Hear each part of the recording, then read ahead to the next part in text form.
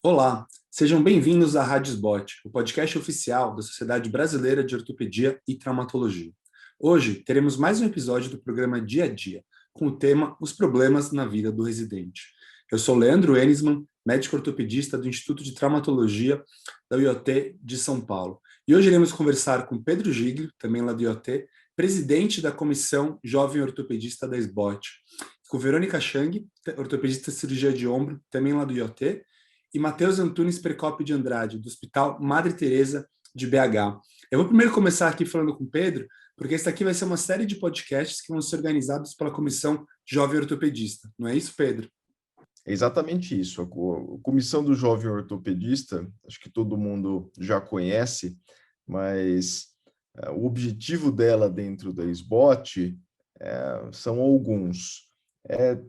Primeiro, criar conteúdos de relevância para os ortopedistas mais jovens e para os residentes e para as não com uma cara técnica de ortopedia ou da parte mais científica, mas do dia a dia, do jovem, do mercado, da formação, e trazer esse tipo de conteúdo para o jovem da sociedade. E outro objetivo da comissão é exatamente representar o jovem dentro da sociedade e dentro do processo decisório na SBOT. Então, para isso, a gente precisa que a Comissão do Jovem Ortopedista seja um canal de contato com o associado jovem e com o residente. E a primeira mensagem que eu queria deixar é que o nosso objetivo da comissão, que todos vocês fazem parte também, é que está cada vez mais perto do residente e do associado jovem. E hoje a gente vai fazer um bate-papo exatamente sobre um tema do dia a dia desse nosso público aí. Perfeito. Então, é um prazer estar aqui juntando 4 colegas da Comissão Jovem Ortopedista, né? Como o Pedro falou, a gente tem trabalhado muito para tentar melhorar o contato da SBOT com esse jovem ortopedista. E com certeza, se a gente está falando de jovem ortopedista, uma das pessoas que a gente está mais conversando são com os residentes. E faz total sentido a gente conversar aqui um pouquinho para relembrar os nossos tempos de residência e poder passar um pouco dessa experiência para os residentes, para quem sabe ajudá-los a ter uma convívio durante a residência melhor e mais harmônico. Matheus, vamos começar a bater papo aqui então. Como é que foi a tua residência? Foi um período tranquilo? Você teve alguns problemas? Qual que foi, quando você lembra do período de residência, a parte ruim, os problemas, o que você mais lembra daquela época? Como para todo mundo, acho que o período da residência é um período bem complicado, né? E a gente tem muitas dificuldades, você está ali iniciando sua carreira, você está misturando muitas coisas ao mesmo tempo, e me lembra muito trabalho. Foi uma época que eu tive que me doar ao máximo, e com o tempo a gente acha que não está aprendendo tanto, mas de repente, quando você percebe, às vezes ali no fim do primeiro ano, você assusta com o tanto de coisa que você absorveu em um ano.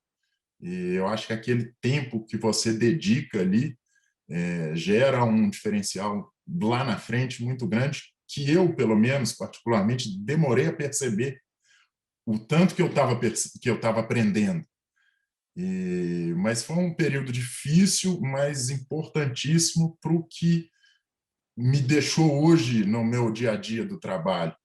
Hoje eu tenho uma segurança de fazer várias coisas pelo que eu aprendi na época da residência, porque depois você já não tem aquele tempo que você tem na época da residência. Então, eu acho que isso foi um período difícil, mas essencial para mim.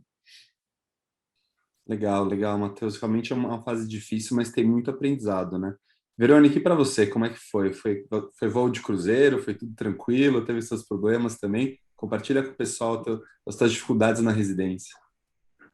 Eu concordo muito com o Matheus. Quando eu lembro da época de residência, me remete a muito trabalho, mas a muita privação de sono também. Então, acho que para mim a maior dificuldade realmente foi a privação de sono, de acordar cedo.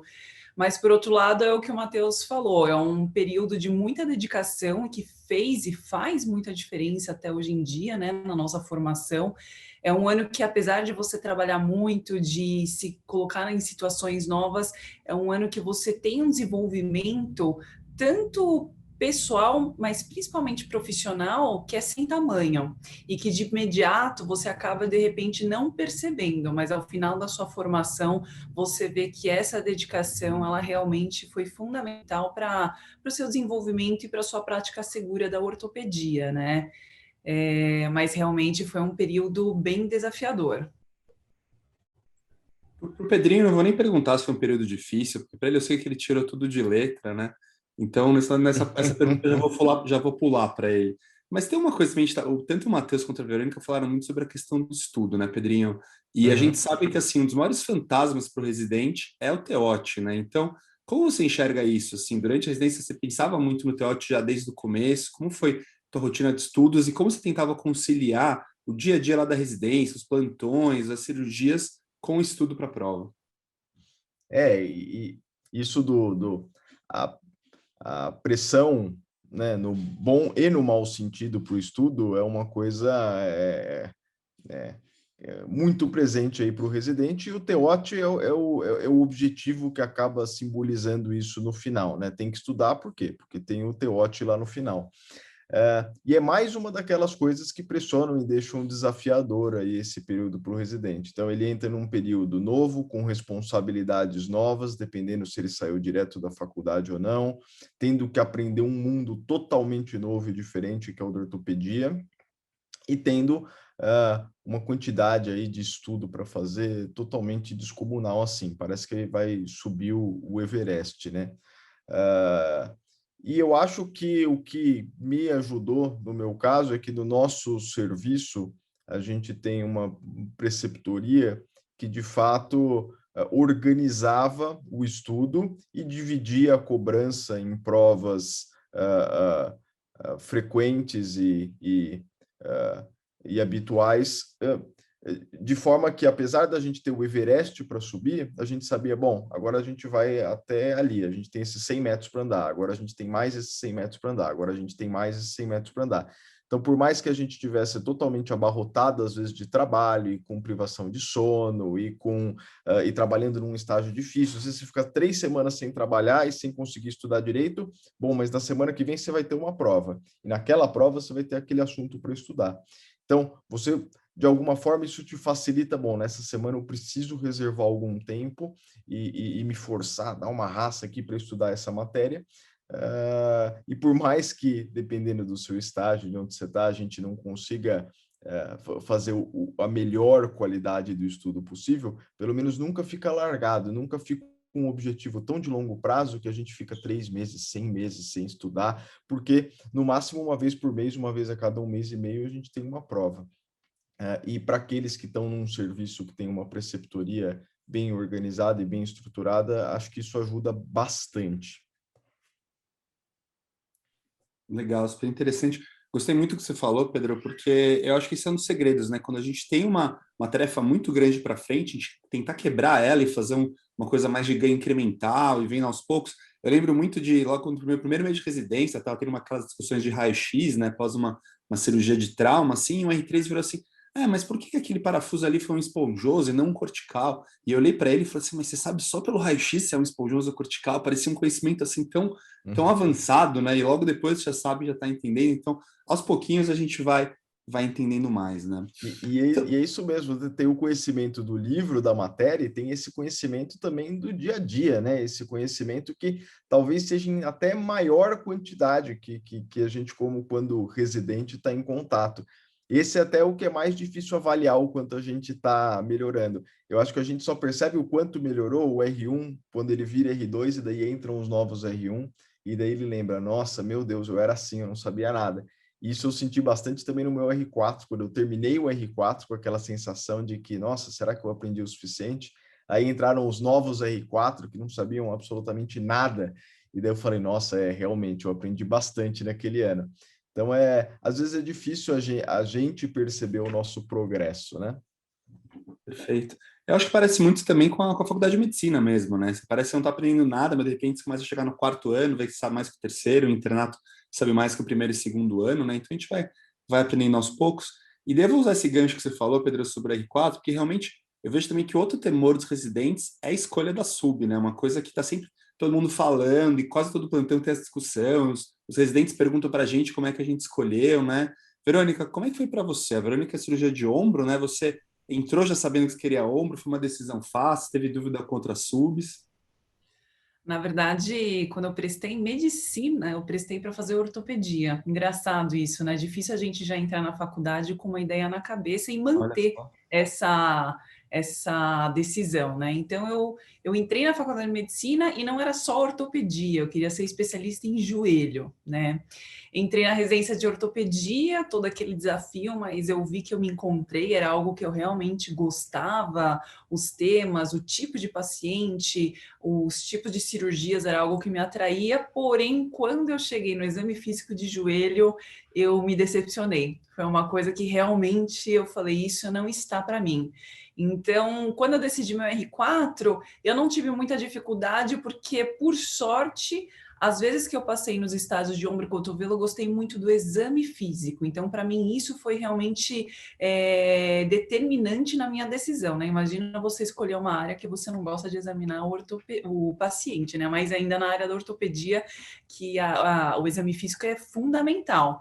Então, passei no R1, gostei muito, já tinha me interessado, né, pelo exame físico, um estágio que, querendo ou não, quando a gente está no R1, a gente aprende muito trauma, né? Então, a gente tem uma sensação de que a gente aprende muito trauma, mas as outras especialidades a gente fica meio deficiente, né? Mas aí no R1 eu aprendi, gostei bastante. No R2 eu passei de novo no estágio, gostei, comecei a entender um pouquinho, assim, bem uma pontinha bem minúscula das cirurgias, né? Porque ou é artroscopia, que você fica bem perdido, né? Por conta da anatomia, localização, ou são aquelas cirurgias abertas, mas que no ombro é um buraco negro, né? Você não consegue ver exatamente o que estava acontecendo. E mesmo assim eu gostei. E daí, obviamente, eu acho que como todo residente, a gente passa por uma crise se a gente vai querer fazer trauma ou não antes, né? E daí eu fiquei nessa dificuldade, será que eu faço trauma? Será que eu faço ombro? No final das contas, eu acabei optando por ombro, mas muito por conta do exame físico. Isso para mim foi determinante. Assim, joelho, infelizmente, foi o primeiro risco fora. Leandro, eu queria te fazer uma pergunta aí, Bora. inverter o papel aí do entrevistador. Ó, a Verônica falou que para ela foi importante a questão dela ter passado nos estágios para escolher a subespecialidade dela. Eu tinha falado antes que para mim foi importante para o estudo do TEOT ter um serviço com uma preceptoria organizada. Eu queria que você falasse um pouco para aquele residente que está ouvindo, que está num serviço às vezes menor, que não tem uma preceptoria tão estruturada ou que não tem todos os estágios. Então, nesses pontos aí de ansiedade, de dúvida, se você acha que o seu serviço às vezes é um pouco menor e não dá todas essas oportunidades para a gente pensar sobre isso. O que você sugere aí? Tem alguma alternativa? O que essa pessoa pode fazer? Bem legal. Tem muitas alternativas. Eu acho que talvez a característica mais importante para mim de um residente, talvez até na vida em geral, seja a proatividade, né? Então, assim, eu acho que você pode ficar no seu serviço, seja um serviço grande, seja um serviço pequeno, seja um serviço médio, e ficar passivamente esperando as coisas chegarem, as informações, seja na forma de estágio, seja na forma de aula, seja cobrança de provas, ou você pode ser proativo e procurar as coisas, né? Eu acho que hoje em dia, poxa, todos os residentes têm os PDFs ali piratas dos mesmos livros de ortopedia, entendeu? Então basta você estudar. Hoje em dia, eu acho que com a pandemia trouxe um monte de coisa ruim, mas teve pelo menos uma coisa boa, é o mundo online, né? Então, curso é o que não falta, sejam cursos oficiais da SBOT, cursos não oficiais da SBOT, cursos da sociedade de especialidade. Então, assim, tem muito conteúdo teórico para a gente aprender. E na parte prática, aí talvez seja um pouco mais difícil, mas hoje em dia, qualquer pessoa consegue chegar em qualquer pessoa, seja por mídia social, encontra e-mail, liga para a clínica. Eu acho que às vezes você fazer um estágio observacional, que você vai tomar alguns nãos quando você procurar, mas eu tenho certeza que você também vai encontrar alguns sims. São diversas maneiras que você tem de achar esse conhecimento, entendeu? Então, talvez a minha principal sugestão aqui para os residentes, que talvez estejam em algum serviço menor, é sejam proativos e procurem novas formas de estudar, novos locais para estudar, que a informação está por aí, basta você encontrar ela com certeza. Eu queria só complementar que nessa proatividade, uma das coisas que eu acho que faz diferença se o interesse é realmente significativo e eventualmente no seu serviço você não tem a possibilidade de acompanhar todas as especialidades, de você acompanhar o médico por fora mesmo, para ver como que é a rotina, para ver como que são as cirurgias, o perfil do paciente. Eu lembro que antes de eu entrar em medicina, eu fiz uma semana de estágio com o médico da Paulista, Dr. Antônio Altenor, e para mim, assim, apesar de ter sido anos atrás, muito antes da residência, foi realmente uma experiência muito marcante, assim, de entender como que é o dia a dia, de entender como que são as cirurgias. Então, assim, às vezes, algumas residências, elas têm um período já separado para o residente para fazer um estágio externo, seja no próprio Brasil, seja eventualmente até fora do Brasil, para a gente também abrir a nossa mente, ver como que é o sistema de saúde fora do que a gente está habituado, mas não precisa ser algo tão grandioso também. Se o interesse é ver uma área que você não tem contato, pedir, né, para algum colega mais próximo, algum professor, ou até mesmo uma indicação para fazer esse acompanhamento fora. Eu acho que é muito importante a gente saber como que é o dia a dia real, né? Porque a residência, apesar de ter sido um período marcante nas nossas vidas, é um período de exceção, assim, é de muito aprendizado, de muito trabalho que continua sendo na vida, mas o dia a dia não é exatamente a residência, né? Então, eu acho que eu daria isso como sugestão. Perfeito, Vê, concordo 100%, porque eu acho também que muitas das residências do Brasil são feitas em hospitais escola, hospitais de SUS, muito referência, que são muito diferentes do dia a dia nosso da ortopedia, né? Então, por exemplo, sei lá, a gente está lá no IoT, o que eu vejo no grupo do quadril lá, aparecem umas artroses que são consideradas leves lá no grupo, que no dia a dia do consultório são super avançadas, né? Eu mal vejo aquelas artroses no dia a dia. Então, eu acho que a realidade dos hospitais escola, onde são feitas a maior parte da residência, são bem diferentes da vida real e ter essa procura é super importante. Agora vamos mudar um pouquinho de assunto e também acho que um assunto que é legal a gente conversar, que é uma coisa que sempre aflige os residentes, é o mercado de trabalho, né? Então, tem muitas perguntas sobre, poxa, ficar na mesma cidade onde está fazendo residência, voltar para a cidade natal. A ortopedia virou uma especialidade ruim, a gente nem devia estar aqui fazendo ortopedia, né? E sempre tem uma impressão, acho, um pouco de que está sempre piorando um pouco as coisas, ou pelo menos essa ilusão, né, de que está sempre piorando um pouco as coisas. Matheus, essa bomba vai para você. O que você acha? Você tem tido a impressão de que, quando os residentes perguntam assim, nossa, será que eu nem devia ter feito ortopedia? Como é que está o mercado de trabalho? A gente tem que ficar num grande centro para ser ortopedista? Como é que você leva essa discussão com os residentes? É um tema bem interessante, importante. Acho que não só a ortopedia, no geral, a medicina está ficando cada vez mais cheia, tem esses problemas, mas para gente boa sempre tem lugar. É isso que eu costumo falar com os residentes. Aquela pessoa que faz o serviço dela bem feito, em algum lugar ela vai ser valorizada. E acho que é muito importante o próprio residente se mirar onde eu quero estar. Eu quero ficar aqui, eu quero fazer as coisas necessárias para ficar aqui. Por exemplo, se ele quer ficar num serviço de referência, eu quero me especializar, eu quero ter um conhecimento para isso, ou não. Prefiro levar uma vida mais tranquila no interior. E eu vou falar que, assim, uma vida, às vezes, de interior, eu tenho inveja dos colegas do interior que vão almoçar todo dia em casa, que moram do lado do trabalho, que não pegam um trânsito. Então, isso vai dar cada um o que ele quer para você. E um conselho que eu dou, voltando ali na questão de qual subespecialidade escolher, acho que para onde você quer ir é uma coisa a se pensar. Eu quero ir para a minha cidade natal, mas lá está faltando alguma subespecialidade? Tem alguém que não tenha alguma vaga ali, alguém que está precisando de ajuda? Se está, eu vou lá conversar com ele, saber o que eu posso fazer para acrescentar. Não, aqui ninguém faz artroscopia com frequência de alguma articulação. Eu posso aprender isso para ser um diferencial para eu poder entrar naquele serviço. Matheus, eu concordo aí, e por isso que você está falando, você está falando uma coisa que eu costumo repetir para os residentes e que é verdade, que a gente não tem um termômetro do mercado, né? O nosso termômetro do mercado é conversar com as pessoas e ter um relacionamento com as pessoas e sentindo o que elas passam para a gente.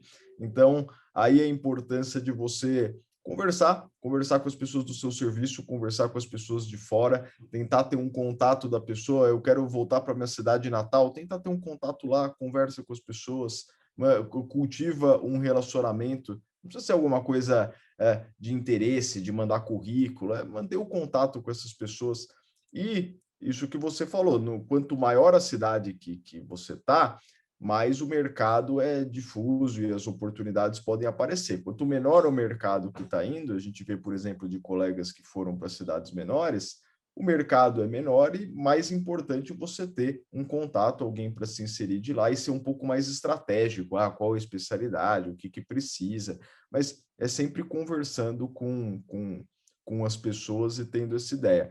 É uma ideia que às vezes tem na cabeça do residente, que o residente, quanto menos for percebido, quanto menos atenção ele chamar, quanto mais as pessoas nem saibam que ele é, uma coisa boa para ele, porque se o residente está chamando atenção é porque ele está fazendo coisa errada e tem que levar a bronca. Mas isso é uma coisa totalmente errada, né? Você tem que aproveitar a residência para ir cultivando relações com as pessoas do seu serviço, com as pessoas de fora. Então, tentar ser mais aberto possível, e é surpreendente às vezes como as pessoas gostam de falar quando a gente para perguntar, e aí, como é que está o mercado, o que você está fazendo, como é que foi para você entrar nessa especialidade? As pessoas gostam no final de falar sobre elas mesmas e sobre a vida delas, então é um exercício para a gente poder tentar puxar essa corda e a gente vai conhecendo as pessoas e isso gera oportunidades para a gente, né? Perfeito. Aqui também vou lembrar que existe um programa de mentoria que está sendo formado pela SBOT, né, que a Comissão Jovem Ortopedista faz parte, junto com a Comissão de Preceptores. Então, se você é residente, está aí, está ouvindo, está pensando, poxa, eu sentiria a falta de ter um mentor organizado aqui, entre em contato com a gente da Comissão Jovem Ortopedista, ou fala com o teu chefe de serviço para entrar em contato com a SBOT, para a gente ajudar a montar um serviço de mentoria dentro do seu serviço, que é uma coisa que realmente ajuda bastante ter alguém lá para conversar e para mirar. Mudando um pouquinho agora de assunto, Verônica, me fala uma coisa. A residência é realmente uma residência? Você não consegue fazer nada da sua vida fora da residência? É só essas coisas que a gente está falando? É só trabalho? É só proatividade? É só estudo? Ou dá para ter um pouquinho de vida fora da residência? Como é que foi a tua experiência? E como é que faz para conciliar, para não ter só residência, poder fazer outras coisas da vida? Como a gente comentou, realmente a residência é um período de muita dedicação, né? Até eu lembro que quando eu ia entrar na residência, eu vi um post numa das redes sociais de um colega de faculdade que falou assim, que se o internato é dessa forma que você fica enfurnado no hospital, imagine como é a residência, né? Então, realmente acaba sendo seu segundo, até mesmo primeiro lar. Então, foi realmente um período de muita dedicação. A minha família é de São Paulo, né? Então, isso eu acho que acaba facilitando, porque por mais que você dê muito plantão, você tenha uma carga de horária um pouco mais puxada, eu, de forma geral, conseguia ver os meus familiares. Claro que como a gente tinha uma preceptoria que estruturava os nossos estudos, o fato de você saber qual objetivo você precisa atingir a cada mês, isso te permitia se organizar um pouco melhor, né? Para poder ter um pouco da parte social, da parte da família. E assim, a residência ela é composta por períodos. Tem períodos que são mais puxados, tem períodos que são um pouco menos. Então, a gente tinha que se organizar para que nessas possibilidades, onde era menos puxado, para a gente poder fazer a parte social, que eu acho que é uma parte tão importante quanto, seja com pessoas da própria residência, essa convivência, no final das contas, hoje em dia eu trabalho com meus colegas e amigos da residência, e isso foi tanto por conta do contato do dia a dia no próprio hospital, quanto fora, né? E conseguir se organizar, mas eu fico imaginando que talvez para quem é de fora de São Paulo, ou né, não digo São Paulo porque eu sou de São Paulo, mas quem saiu da sua cidade para poder fazer residência num lugar fora, eu acho que realmente é uma dificuldade um pouco maior, né, por conta da distância, por conta da logística, mas eu acho que é uma questão de se organizar e de se priorizar. Então, Eu acho que realmente nos períodos que são mais puxados, talvez a gente vai ter que abrir mão, né? Eu acho que a vida também é feita de decisões, a gente saber ponderar em qual momento você precisa se dedicar a algum setor determinado da sua vida. E às vezes aceitar que talvez nessa prova você não vai conseguir tirar o seu máximo, né? Eu acho que a gente se cobra muito, a gente tem que se cobrar, a gente tem que almejar o melhor de nós, mas eventualmente lidar com a frustração de repente, em alguma prova, em algum momento, você não ter conseguido atingir o seu máximo. Eu acho que isso é o equilíbrio que a gente tem que atingir na residência para a gente conseguir ter uma convivência mais saudável. Verônica, eu concordo. E eu só vou fazer um adendo que é, por mais que o nosso objetivo seja dar o nosso máximo na residência, às vezes a gente tem que tomar cuidado porque a gente pode estar se cobrando para dar mais do que o nosso máximo, né? E daí a gente tem que lembrar que todo mundo tem um limite de privação de sono, um limite de trabalho, um limite do quanto de pressão ou de ansiedade consegue aguentar, e a residência junta todas essas coisas e faz a gente testar esse nosso limite, essa nossa resiliência. E é claro, um pouco do quanto a gente é forte, tem casca grossa, consegue aguentar, mas um pouco é do limite natural do ser humano. Isso pode começar a afetar a nossa saúde mental, pode começar a afetar a nossa de um ponto de vista de saúde mesmo, e isso não é incomum na residência, isso é muito individual para cada um.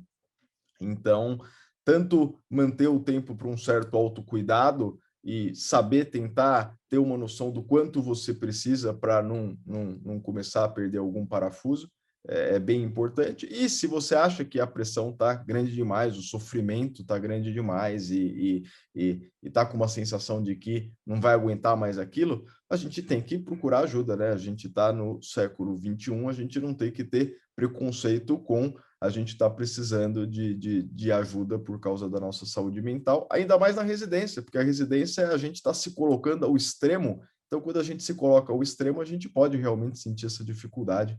Então, tem a pressão que é normal e tem a pressão que pode estar passando do nosso 100%, né? A gente tem que ficar alerta. Isso aí. E eu adorei a metáfora do perder um parafuso, que a gente está falando de saúde mental e ortopedista, tem tudo a ver. É isso aí, é isso aí. Mas é isso aí, então, gente. Eu vou abrir agora para uma mensagem final aí que vocês quiserem deixar para os nossos residentes que estão ouvindo a gente. Matheus, vou começar com você. Primeiro, agradecer ao convite de participar. Acho que é bem legal essa conversa e a forma como é a conversa, bem interessante.